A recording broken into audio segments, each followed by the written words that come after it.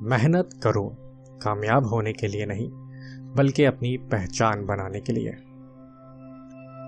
کوشش کرنا مت چھوڑو، یقین رکھنا مت چھوڑو، کبھی ہمت مت ہارو، تمہارا دن بھی آئے گا۔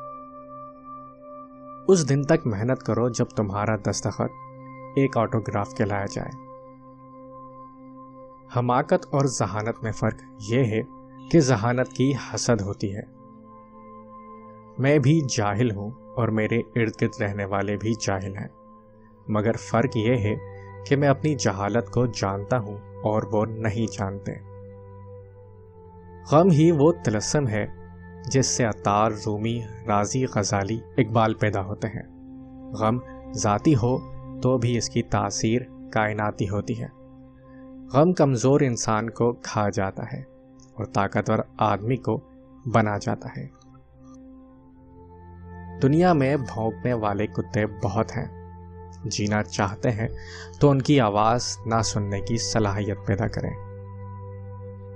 جو آج مفت کی نصیحت قبول نہیں کرے گا، کل اسے مہنگے داموں افسوس خریدنا پڑے گا۔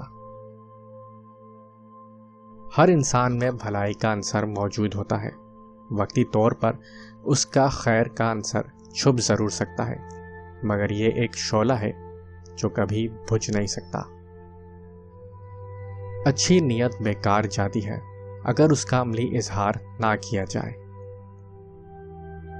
اس سے کوئی فرق نہیں پڑتا کہ تم کتنا آہستہ آگے بڑھ رہے ہو، ناکامی تب آتی ہے جب تم رک جاتے ہو۔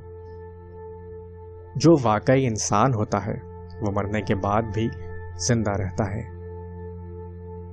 برا وقت اکثر وقت کے برے استعمال کی بدولت آتا ہے۔